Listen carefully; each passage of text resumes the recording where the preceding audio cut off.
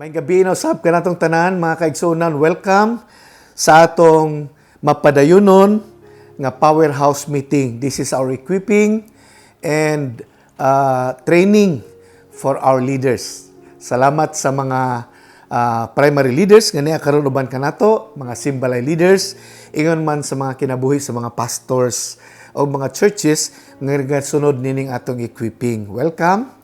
May the Lord bless us all as we continue with our study. This I pray in the powerful name of Jesus Christ our Lord. Amen. So, niata karon sa atoang last part sa atoang series of study about effective leadership. So, karon nga gabi, in particular, ato'y sugutan ang leaders' family life. Ang atong text, makita na to sa 1 Timothy chapter 3 verse 2. Ako masawang pagbalik. So, a church leader must be a man whose life is above reproach. Naisgutan na nato na. Ang next line, nag-ingon, he must be faithful to his wife. Ang akong nakabisado ani nga pagkasulti sa karaan sa New King James Version, nga nagkanayon, the husband of one wife. Muna ako nahibawan, no? So, sa NLT, ingon siya, he must be faithful to his wife. So, kini, makita nato that churches suffers when this quality of a leader is ignored or when people think that this is less important. Kana bang, ang ideya ba, nga ang mga kasimbahanan magkalisod gyud kun ugaling kini nga kalidad sa pagkapangulo dili matagad. Or kung ang mga tao maghuna-huna nga kini siya dili kayo importante. Napamina pagayo. A leader's healthy family life has an outstanding effect upon the health of the church. What I mean is that when the leader's family life is in trouble, the church will be in trouble. Inana ka-importante ang pamilya sa usa ka pangulo. Pag magproblema gani ang pamilya sa pangulo, damay ang simbahan ni ana. Mao nang importante na siya, no? Mao nang dili pwede i-ignore, dili pwede dili tagdon. Dili pwede dili atimanon ang kinabuhi o ang pamilya mismo sa usa ka pangulo. That's why as leaders, our family life really matters. Ignoring it will not only endanger our leadership, but ourselves as well. Mao nang as leader, tutukan yun nato, tanaw nato, unsa ka importante nga healthy ang atong family. Otherwise, kung ato ni siyang, dili nato ni siyang matagad, dili lang ni muhatag og kapiligro sa atong pagkapangulo, kundi mismo gyud sa atong kinabuhi mahimo tang mamiligro. Si Apostle Paul naglista siya dinhi at least tulo ka buok nga ideya nga murag maingon na to mga requirements siya concerning a leader's healthy family life. Unsa kini? Number 1, gamiton ako ang gisulat sa King James, husband of one wife. So, muna ingon sa King James, husband of one wife. Nga, literally, mabasa nato sa Greek as a one-woman man. Mao na pagkasulti gyud sa original nga sinulat. A one-woman man. Mao nang gisulat sa New King James, a husband of one wife. Unya, ang pagkasulti sa New Living Translation, nga mo atong ginagamit, he must be faithful to his wife. Now, this is telling us that marital faithfulness is an important quality of an effective leader.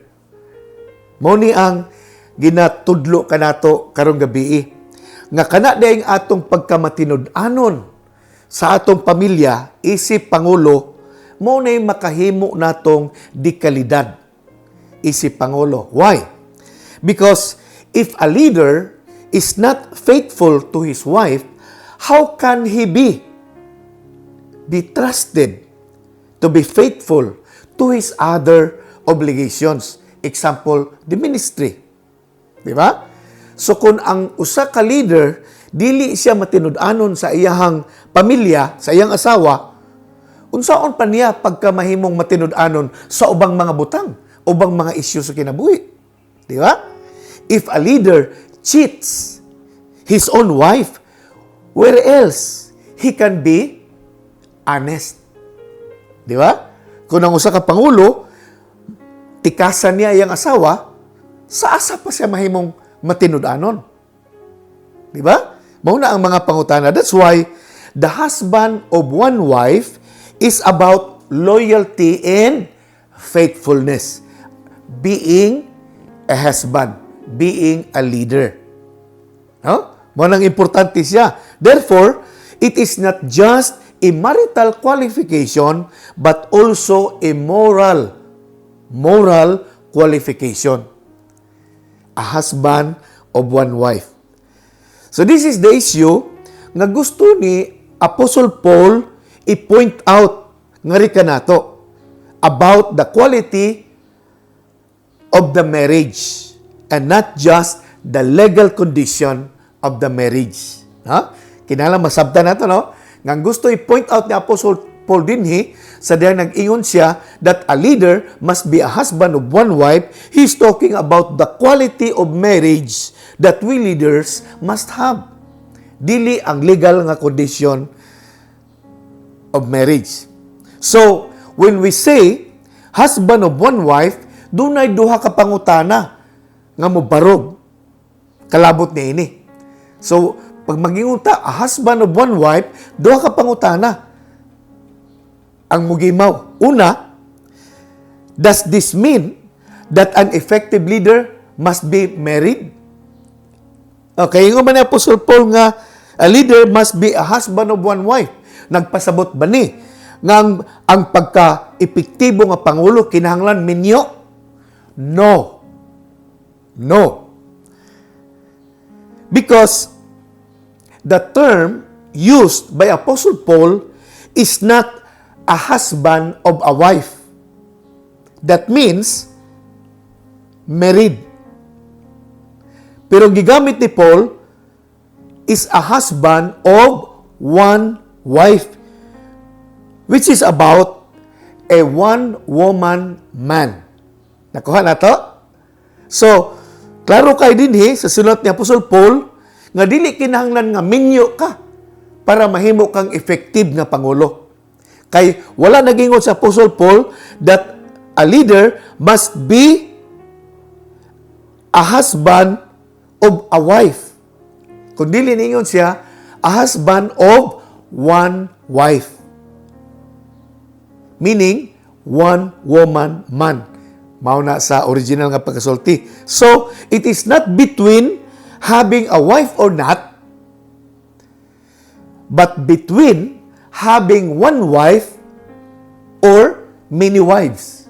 Mo nang bot ipasabot dinhi. Mo nang pagmangutana ka nga kinahanglan gyud di ay nga maminyo para mahimong epektibo nga pangulo, dili.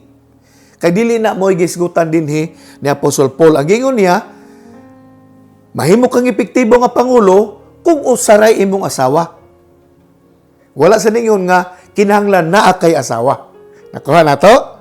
So I believe that Paul assumed that most leaders were married. But he does not require marriage to be effective as leader. So dili gi-require ni Apostle Paul nga kinahanglan minyo sa ka para may kang effective nga pangulo. Pero ang giingon niya dinhi, kinahanglan para may kang effective as leaders, usara ang asawa. Amen? So the idea is, if a leader is married, he must be a one-woman man, a husband of one wife. So natubag na itong unang pangutana. Ikaduhang pangutana mo ni, does this mean, sa dinagin ng Bible, a husband of one wife, does this mean that a leader must be a man? Yes. Yes. I believe that it is clear, it is the clear assumption of Apostle Paul. In fact, mas gi-expand niya ang iyang writings, kalabot niya ini, sa 1 Timothy chapter 2 verse 8. Inani ang pagkaingon. In every place of worship, I want men to pray with holy hands lifted up to God, free from anger and controversy. Next nga verse. And I want women to be modest in their appearance. They should wear decent and appropriate clothing and not draw attention to themselves by the way they fix their hairs or by wearing gold or pearls or expensive clothes. For women who claim to be devoted to God should make themselves attractive by the good things they do. Last verse, women should learn quietly and submissively. I do not let women teach men who have authority over them. Let them listen quietly. So makita na to din mas gi-expound pa yun ni Paul pag-ayo, no? Pero paminaw pag-ayo. Because until today,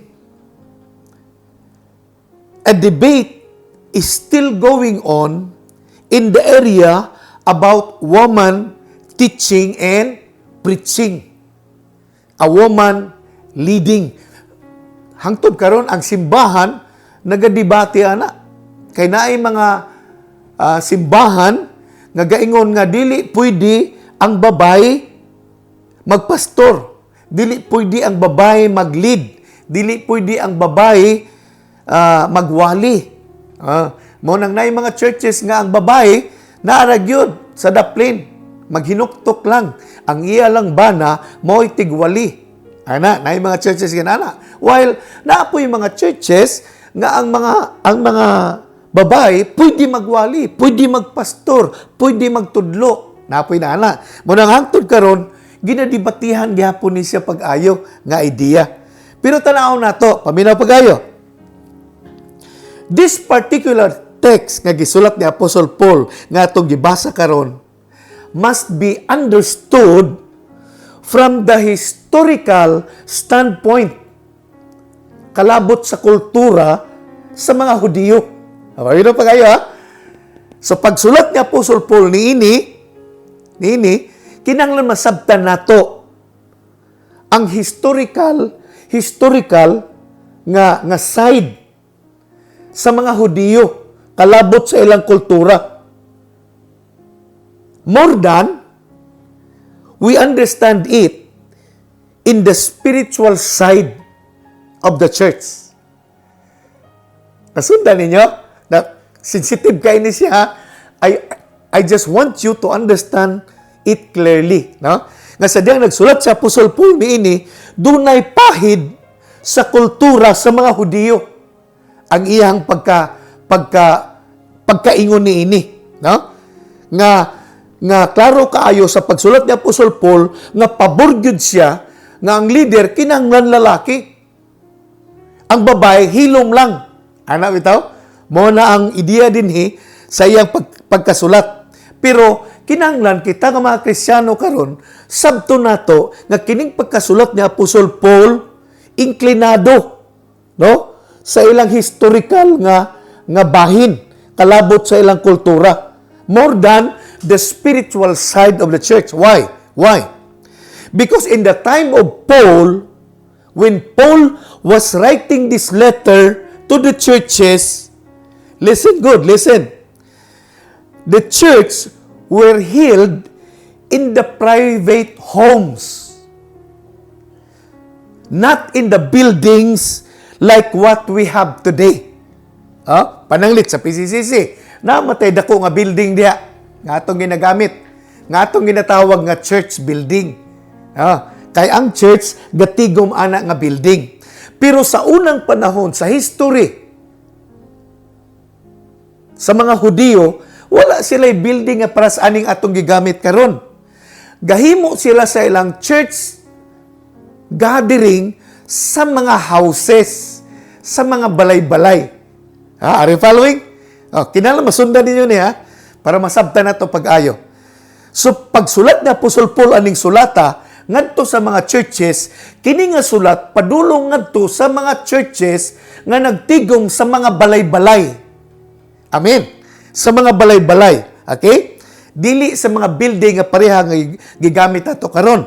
Usa sa example ana sa Acts chapter 2 verse 46 nag-ingon din ni they worship together at the temple each day, met in homes. Yun ang Bible. They meet in homes for the Lord's Supper and share their meals with great joy and generosity. So makita nato nga gatigom sila sa mga balay-balay. Okay? So nanay idea ta ha, nga ang ilang tigom, ang ilang church gathering ginapahitabo sa mga pribado nga mga balay-balay. Okay? So, having this in mind, nga ang church day sa una gatigom sa mga balay-balay. So masabtan nato nga dunay tag-iya na nga balay. Okay? So dunay tag-iya na nga balay. So ang husband ana nga balay, no, nga gitiguman sa simbahan was the authority of that home according to the Jewish culture. Nagsunod mo? So tungod kay ang mga tigom sa simbahan sa una ginahimo sa balay. Unya kanang balaya dunay tag-iya. Ug ang tag-iya ana nga maoy leader gyud ang papa. This is according to the Jewish culture. So, this is one of the main reason that I believe why Paul was saying that woman or the wife of that home where the church was held for gathering must submit to her husband. Klaro-klaro ba? Klaro ba? Muna nga, wala nagpasabot si Paul dinhi. Wala nagpasabot si Paul. Pamila pag-ayo ha? So the submission that Paul was trying to say is to her husband and not to everyone in the house where the church was gathering. Balikon ba nako? Nakuha na to? Muna nga, pagsulat ni Apostol Paul ni ini, naa sa heart ni Apostol Paul ang kultura sa mga Hudiyo. No? Nga, ang papa, ang bana, mao'y leader sa matag pamilya. Unya, tungod kay ang simbahan sa una, gipahitabo sa mga panimalay, nga dunay papa, nga giisip nga mao'y pangulo. Mao ni ang submission nga gisgutan ni Apostol Paul para sa mga asawa. Nga kamong mga asawa, pag naana sa simbahan, ang simbahan nagapatigayo na diha sa inyong panimalay, kamong asawa, mag-submit mo sa inyong bana, kay ang bana, ang pangulo, anang balaya. Nga diin gipatigayon ang pagsimba. Nakuha na to? Okay. Unta, nasabta na to. No? So, the submission that Paul was trying to say when he said, wives should submit to your husband, you must keep quiet. You need to be not unruly. Ano ito? But submit, but understand quietly. Ano pagkaingon ni Apostle Paul? What Apostle Paul is trying to say, para ni sa mga asawa,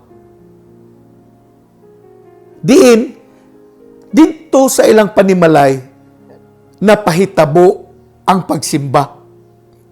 Nga kinanglan, magsubmitar sila sa ilang bana nga mo'y giisip na pangulo ni anang maong pagsimba. Because this submission was needed for maintaining a strong and stable order of marriage according to the Jewish culture, which is the husband is the supreme authority in the home. Nakuha na to? Kaya lagi, wala mawala sa heart ni Apostol Paul nga sa tradisyon, sa kultura sa Hudiyo, ang banag yun ang pangulo sa matag panimalay. Wala nang mawala sa una-una ni Apostol Paul. Munang, when Apostle Paul said that wives must submit to their husband, it means nga mag-submit ang asawa sa iyang bana nga mo'y leader sa ilang pamilya tungod kay didto gipatigayon ang simba. Amen. Nakuha na to? Ephesians 5:22. Ingon din niyo, for wives, this means submit to your husband as to the Lord. For the husband is the head of his wife, as Christ as the head of the church. He is the Savior of his body, the church. So, gihalin tulad ni Apostol Paul sa kang Jesus nga mo'y head sa church. Inana pod ang bana, head sa wife. Ana, muna nga, kini pagkasulat ni Apostol Paul, tungod ni sa kultura sa Hudiyo nga ang bana gyud mo'y pangulo sulod sa panimalay.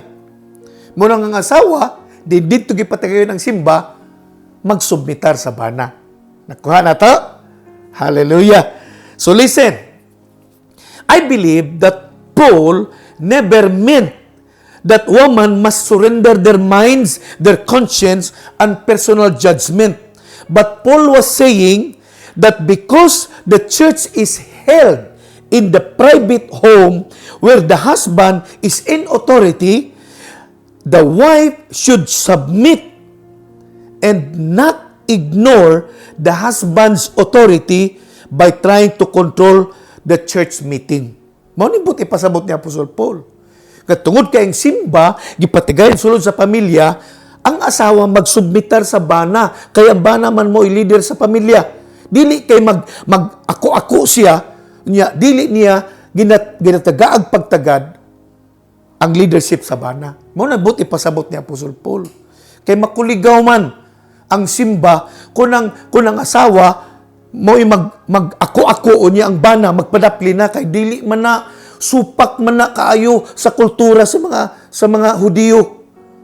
Kay sa Hudiyo, bisan sa ato karon Pilipino, ang bana gyud ang pangulo sa matag panimalay. Nakuha na to? So it means that the wife, like all of us, must be attentive and courteous towards the one conducting the church activities and meetings, which is the husband, sa unang panahon.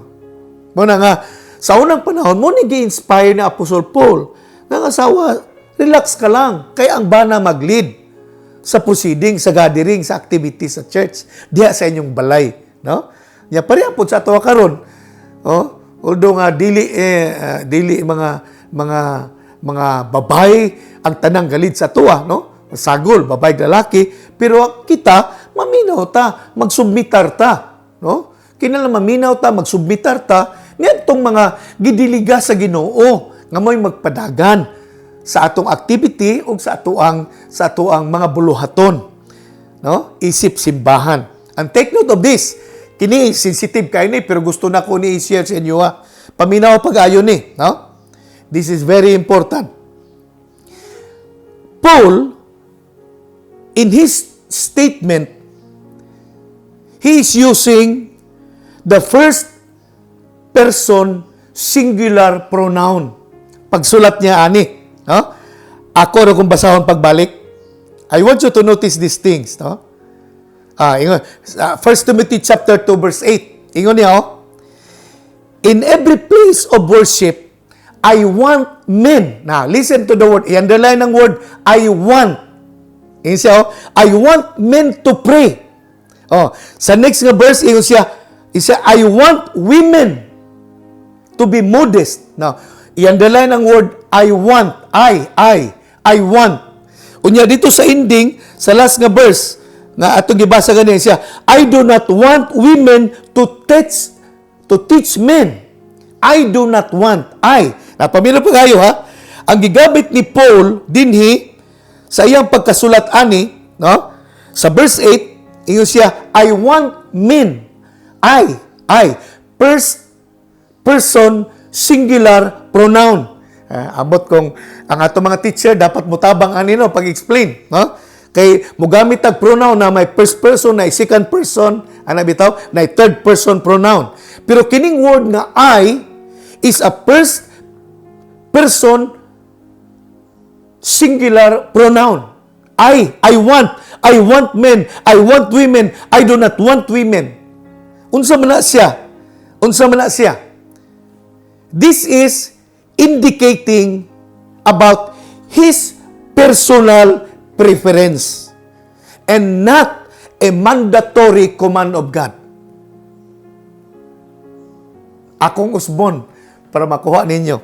Sadyang nagamit si Paul og I. This is personal. This is first personal singular pronoun. Nagigamit Apostle Paul, I. Nagpasabot di sa iyang personal nga likes, personal nga desire, personal preference. Are you following? This is not a mandatory command of God.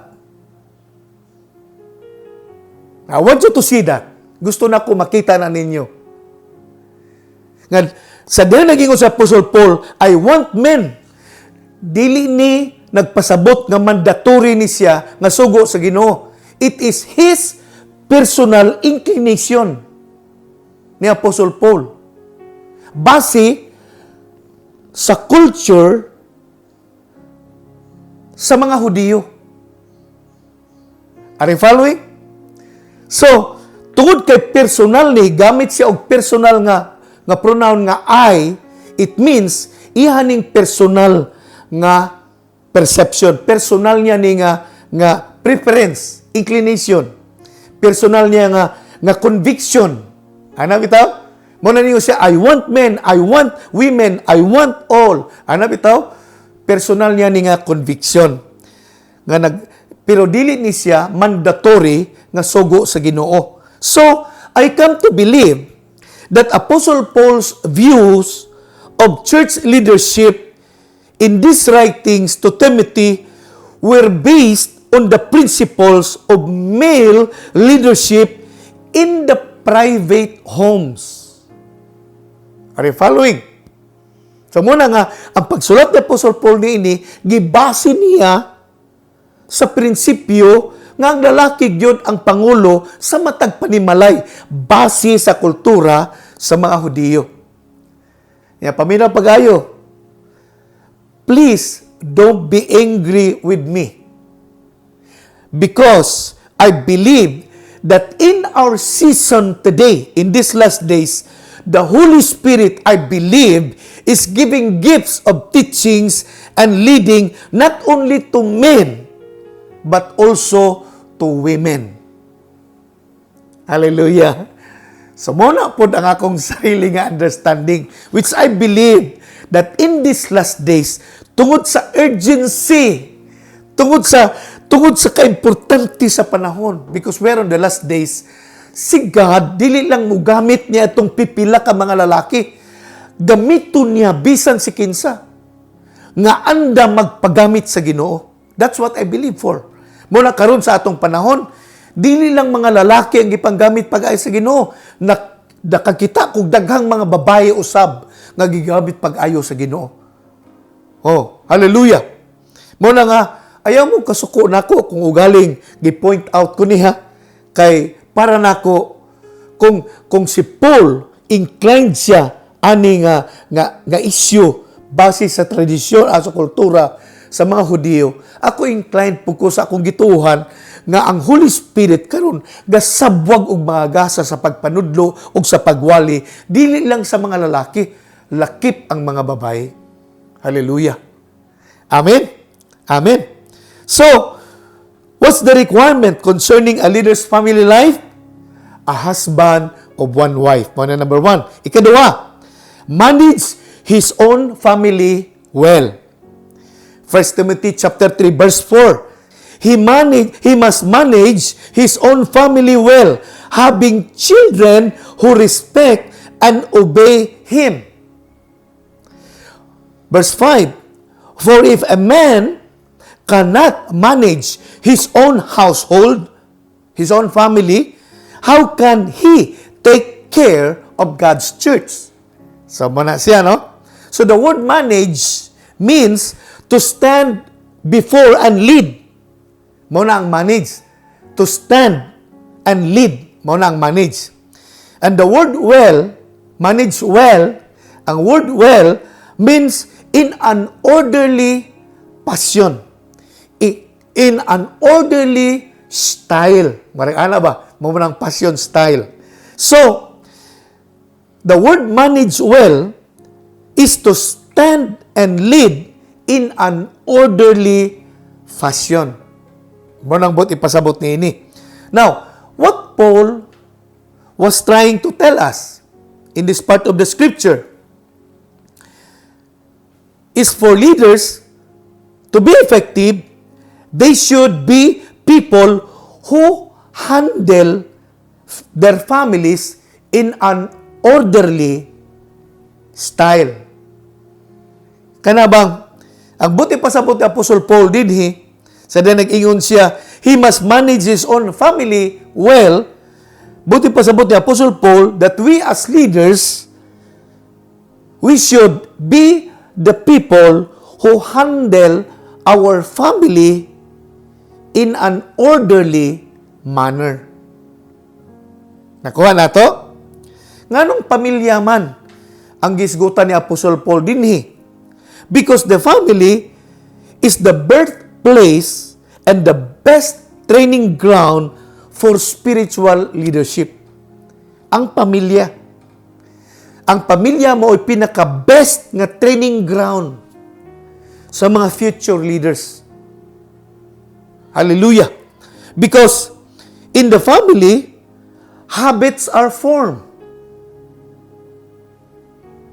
Amen. And the habits that are formed inside the family last forever. The principles imparted in the family are never forgotten. Mabitayin ko ng Bible, sa Proverbs 22 verse 6, ingon dyan ninyo, direct your children onto the right path, and when they are older, they will not leave it. Ang sayo ko sa scripture, atong tultulan, atong tudluan, atong bansayon, ang atong mga kabataan sa insaktong dalan. Aron inigdako nila, dili nila kini talikdan. Mao na nga, diha sa pamilya, magsugod ang training.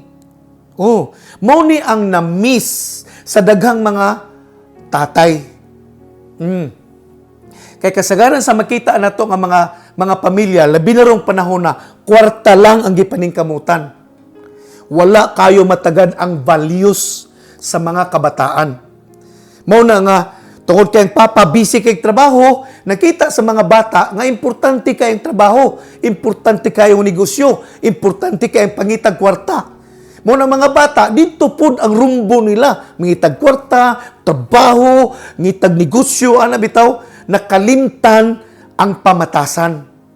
Mao na ang mga bata sa gagmay pa mabadlong, pagdako na, mutubag-tubag na sa ginikanan. Ngano, ang papa ug mama nakalimot nga kung doon na may importante sulod sa atong panimalay, dili lang ang pagpangitag kwarta, ang pagtudlo sa mga kabataan sa insaktong pamatasan. Sa among balay na nagkumi, nga wala kayo mi proper nga instruction mahitungod sa insaktong pamatasan. Kasagaran sa among nakatunan sa eskwelahan lang, kay panis man mi kung dili mi musubay sa mga balaod sa eskwelahan nga nagtudlo og maayong pamatasan. Pero na-notice nako, dili lang sa among balay, daghang mga balay wala ginatutukan ni sa mga ginikanan nga pandayon pag-ayo ang pamatasan sa mga kabataan.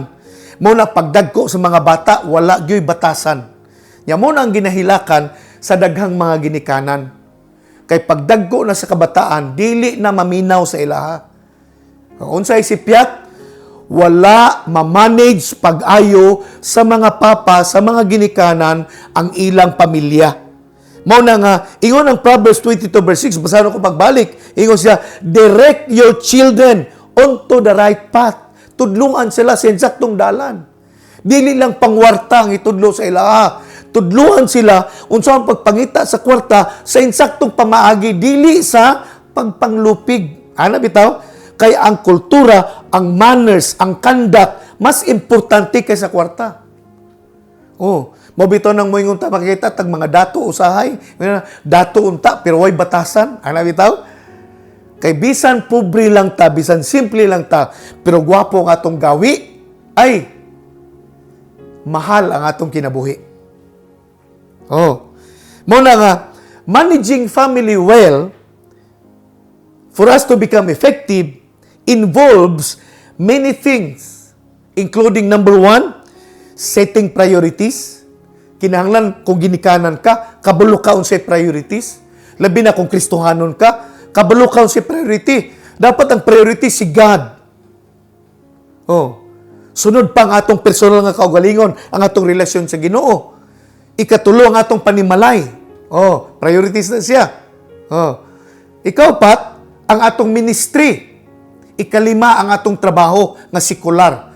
Ulahi na ang sekular nga trabaho. Una gyud ang Ginoo. Ikaduha, ang atong kaugalingong relasyon sa Ginoo. Kinahanglan mo lambo at timano na to pag-ayo.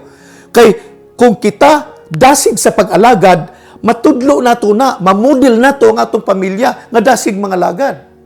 Ikatulo, pag-atiman sa atong pamilya mo na nga, setting priority, importante na.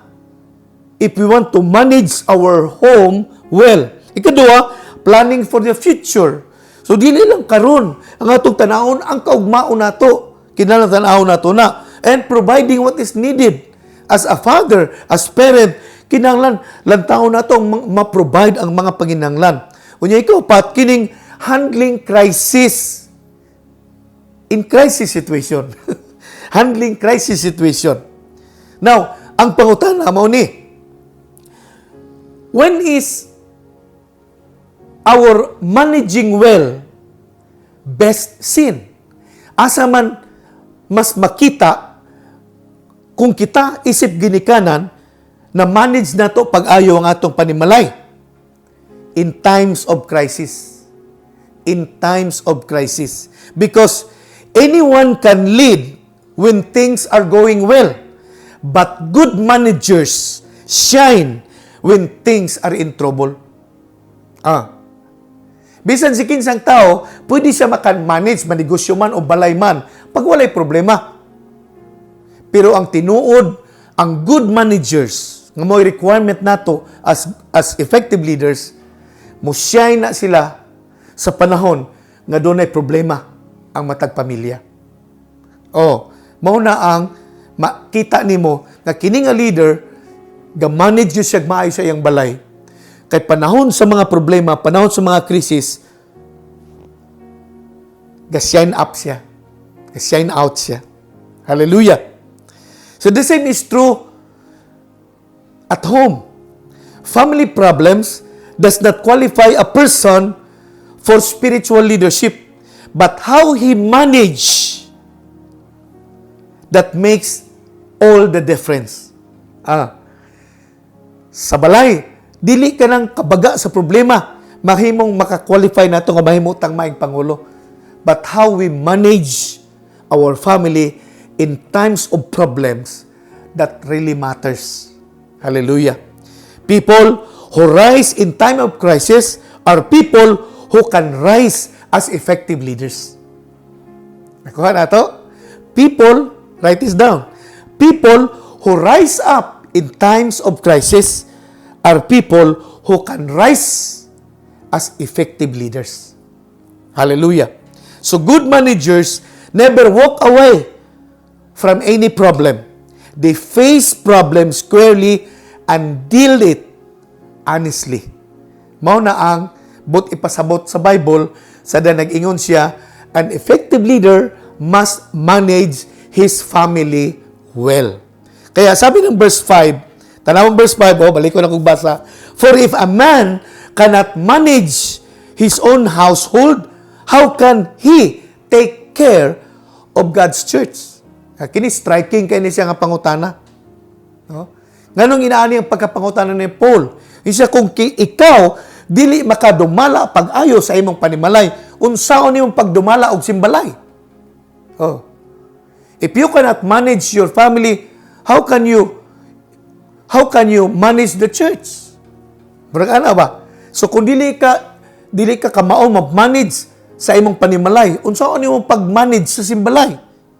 So the family, listen to this. The family is like a small church where the father is the pastor of that family.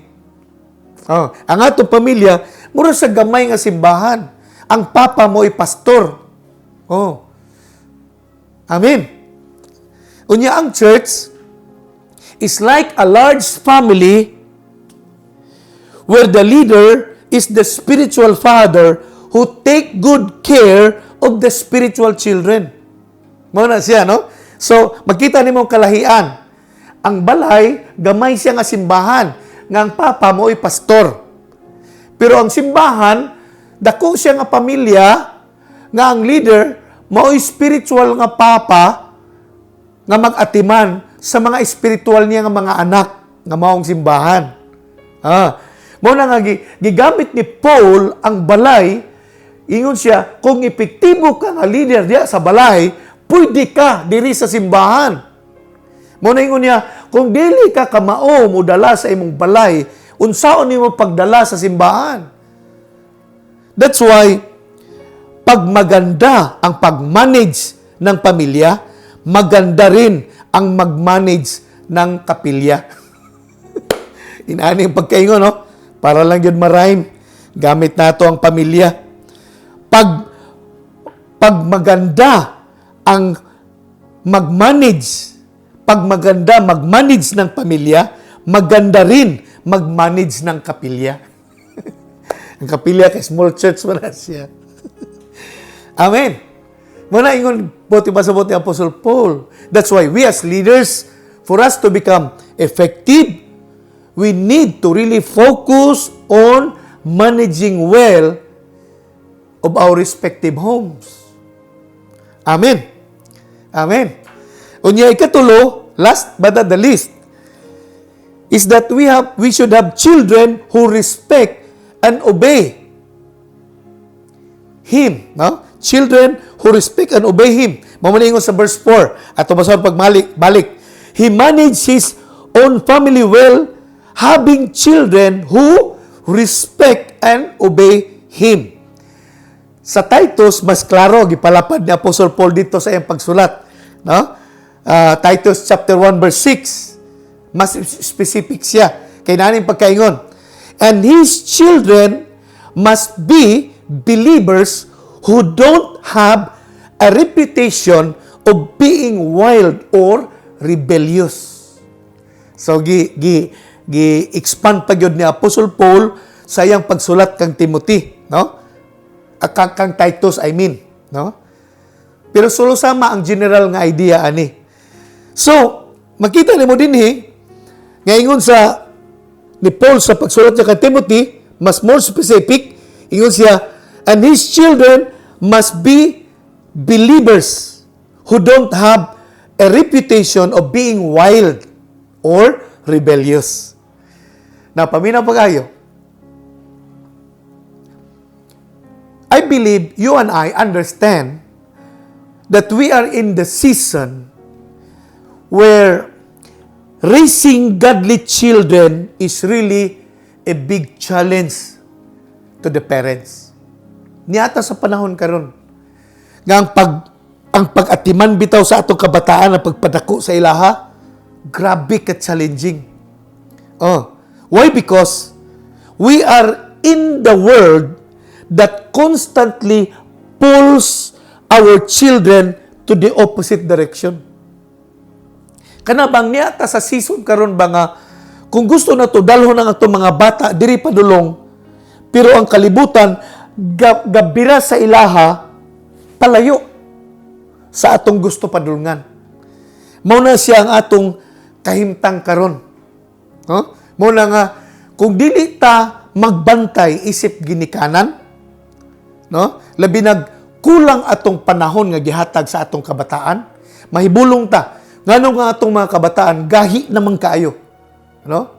Nganong hilas naman kaayo sila, no? Nganong worldly na kaayo sila. You know what, parents? Kung kulang tag panahon sa ilaha, mas dakog panahon ang kalibutan nga muganoy kanila. Ana ang atong sitwasyon karon. Oh, kay tanawa ha, natay mga TV sulod sa atong balay.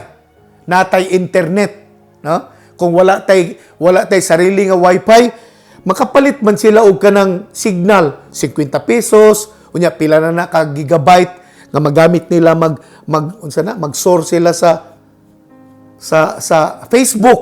Nga tanawa ha? Pag kita parent, kulang tag time sa atong mga bata. Ang atong mga bata, i-train sila sa Facebook, i-train sila sa mga YouTube, i-train sila sa mga uban nga mga media. Nga mo'y mo impluensya sa ilang gawi ug pamatasan. Muna, okay sa unang panahon kay pagka tao nako, radyo raman amo. Kunya nga among ginapaminaw drama, Jigo Salvador, Tiago, go. Naapay self-eco.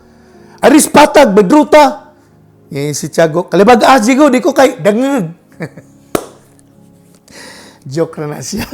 Mao nang among komedya sa una kay Jigo Salvador mo tong among makita sa una. Karon ang atong TV, ang atong internet, bisag unsang makita, TikTok. Daghan kay diha. Oh my God. Mao na nga pag dili ta parents focus sa pagmanage sa atong pamilya ug sa atong kabataan, ganoyon sila ngadto padulong sa kalibutan. That's why ingon sa Apostle Paul, for us to become effective as leaders, we need to have children who obey us. Unya sa Titus ingon niya, our children must be believers who do not have a reputation for being wild or rebellious. Now, the word wild or rebellious is literally means unsaved lifestyle. Sa daning yun si Apostle Paul, our children must be believers. Describe niya as wild or rebellious. Ang buti pasabot, literally it means unsaved lifestyle. Ang gaway ba sa mga kabataan? Sa daning yun si Paul og wild nga lifestyle, it means kanang unsaved ba, kanang wa maluwas nga kinabuhi. It refers to an easygoing, immoral, and sinful way of living. Nakita ba na to? Nga ang mga kabataan karon inaana siya, easygoing lang, muragwa lang, ana ba? Unya, immoral, ilang gawi. Muapil-apil po og sayaw ng TikTok, ana. ang ilang way of life is sinful. Muna ibut ipasabot niya Paul sa diningon siya wild and rebellious. An effective leader has children trained to godliness and not wild or rebellious. Muna ang epektibo nga pangulo, ang iyang mga anak na bansay gyud ngadto sa pagka-Diosnon. Amen. Yes, our children make many mistakes as they grow in life.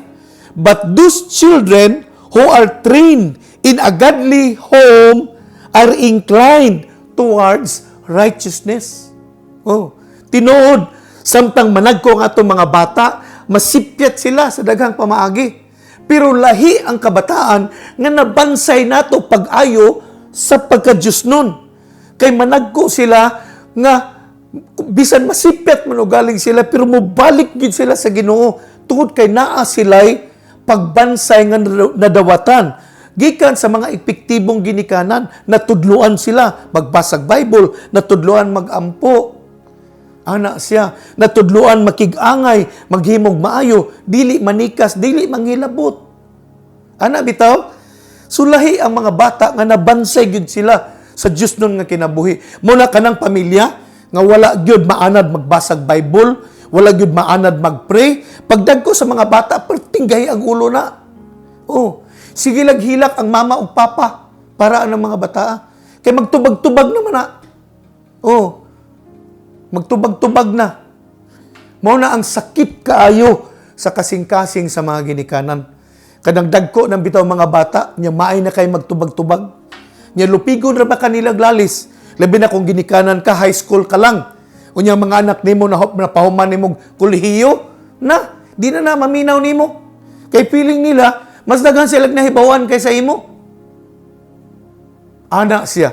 Pero kung nabansay sila sa pagka-Diyos nun, nabansay sila sa pagsalig sa Ginoo.